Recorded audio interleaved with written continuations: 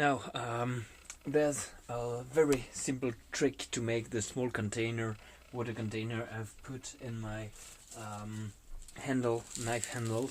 So this is the kind of sandwich plastic bags I'm gonna use, and with that I'm gonna use standard teeth elastics, but elastic bands for hairs will do also.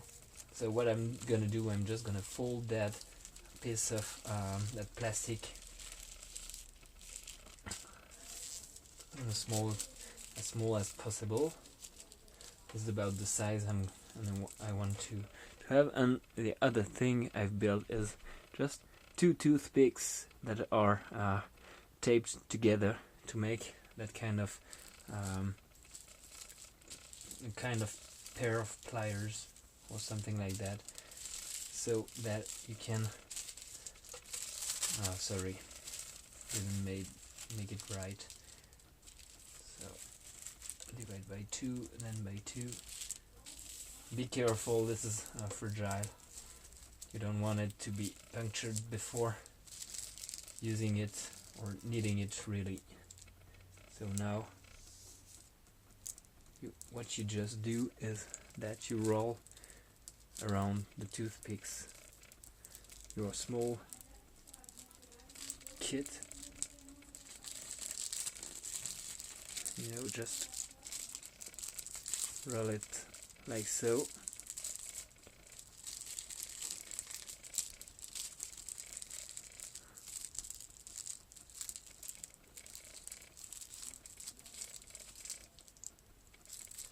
And then just so that it remains, it wasn't done in the best way I could. I want to make it really quickly, but you know how it will do once it's done with a bit of ow got it in the eye. So you add then the elastics so that it remains small and packed, and the hardest part is actually to put it out of the toothpicks like so. And here you have a small, see, it's really a small container, can hold about 1 liter of water. You can easily store it in a survival kit.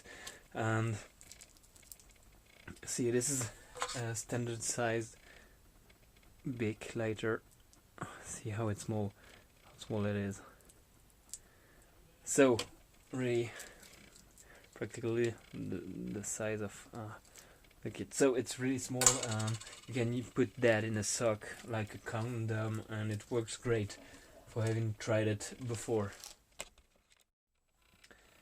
So guys, one last thing I want to show you is how to make small containers out of drinking pipes, drinking straws. As you may see, these are really long straws. They are bought for cocktails and stuff like that. I found that, and they are pretty convenient for what I want to do with them. You'll need a simple pair of tweezers. I like those inverted tweezers because they can fold pretty flat. Hope you can see that, and it's exactly what you want to do. So first thing you want to make is just keep the edges like so shut, and you come with your lighter and just do that, burn the edge like so. And you may see, hope so, it's totally closed here. So now you measure the size you want.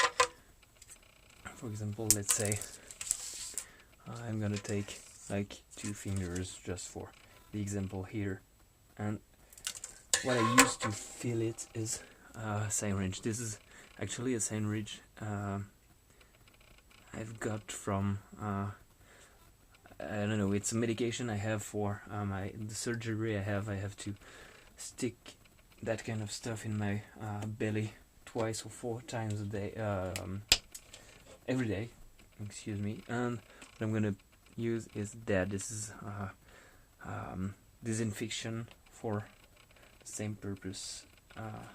You know, when I get to stick that in my belly. So it's the easiest way to do that.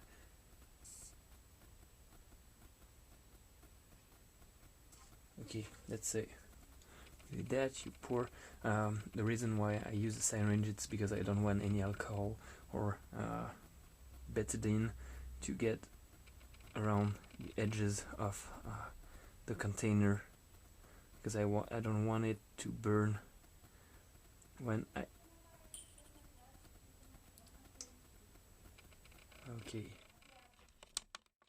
Okay, now I have put my 2 syringes of liquid. I don't know if you see that with the backlight here. Let me see the liquid. So now I'm gonna shut it closed with the same technique I've done before. Leave enough room so that when you crush the end, the liquid won't go out of the container, like so. Just leave like 2 millimeters and you close it the same way, just by burning the end, like so. Okay, now you hold it a few seconds to be sure it's hard again. And now look at that, you have a small container, does not leak, and you have you can put anything you want inside. I use usually iodine tincture, like betadine or betadine, I don't know how you pronounce it, or alcohol.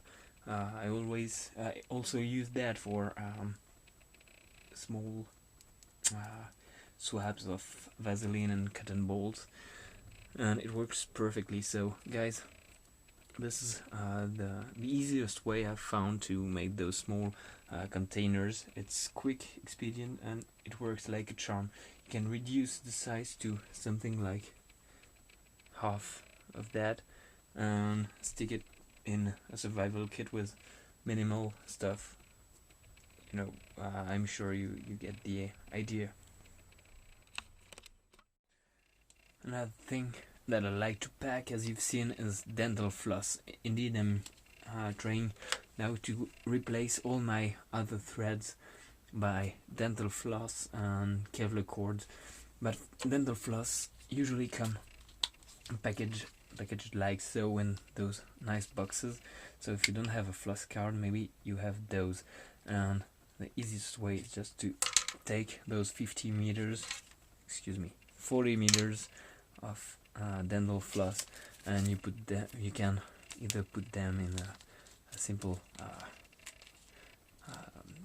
cord pack. This one is a bit too snug, but in any Ziploc bags like so, and just have your 40 meters of dental floss. It's really strong.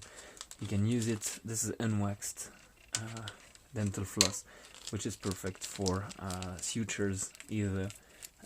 It's strong, it holds a lot, and you just have like so a nice little pack. It doesn't take a lot of space. By the way, I didn't mess up this one, but if you have a larger vacuum bag, you can just vacuum it for the first time, and then you have a really small pack. So now as you've seen, I've made several smaller pieces of kit using, well, simple techniques I've shown you. And for example, here is a nice way to carry. You can carry in such a small, you see here is a standard big lighter. Oh, sorry.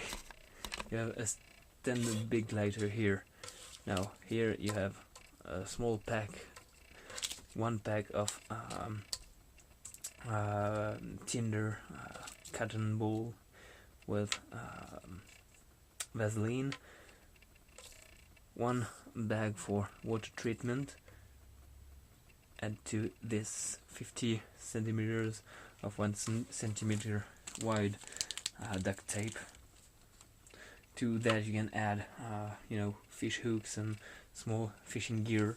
I would add in this kit maybe in the pouch 1 or 2 needles, stitching needles, for sutures, for repairs, for quick stuff like that, or even to turn them into hooks for fishing hooks. I would add fishing hooks and some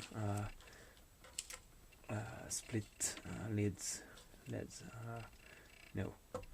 the weights. So you see how small this is, so small that you can add a small Burnton, a small 220 millimeters compass. You have just it holds in your hand, and you have some essential gear. One thing I've added to my kit is, you all know the Ranger rigs, fire sparklight or modified big duck tag lighter. So I've modified mine. I've made one indeed that is even smaller. I've just cut the other part to have the smallest possible kit, and it works. You need actually 3 fingers to light it, like so.